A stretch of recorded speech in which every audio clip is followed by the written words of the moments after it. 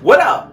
And welcome to another episode of From the Script to the Screen, DandaDan Edition.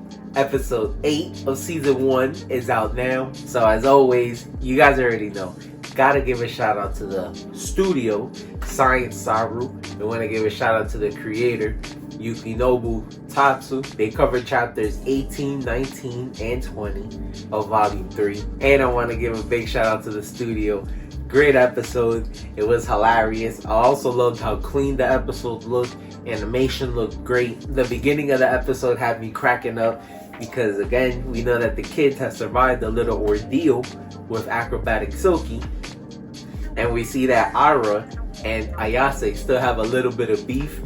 And so we see that Ara is still being a little bit naive. Doesn't really know about the spiritual and extraterrestrial field yet. She's still getting her feet wet. Haha.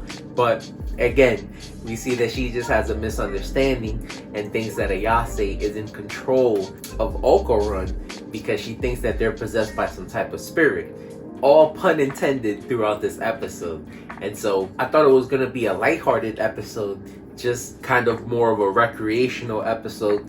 We see that Ken is trying to get stronger on the side without Azec really knowing. And so I do respect him for this decision because just like he thought, you are going to look cool in front of the girl if you pop up kicking ass the next time you guys get into a fight. And you want to do it in secret. You don't want to necessarily let her know.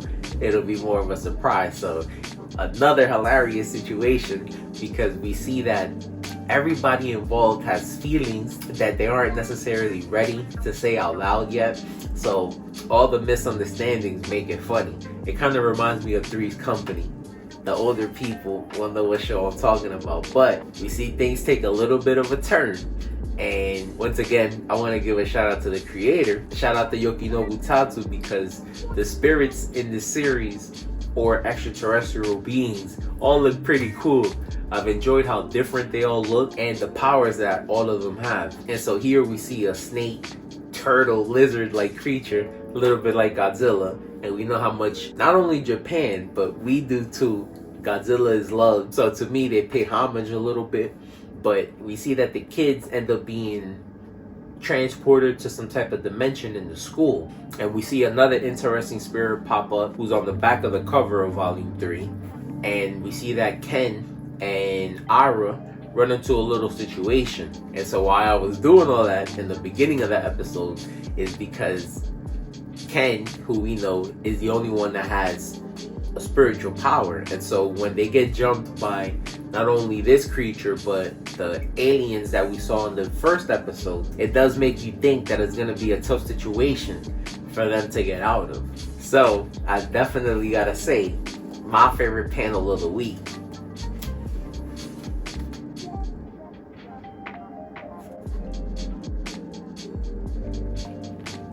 Big shout out to not only Ara but acrobatic Silky.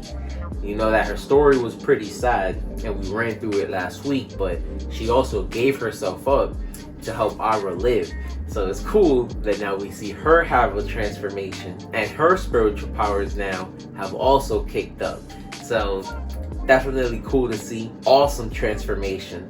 I love the look, and acrobatic Silky actually had pretty cool powers.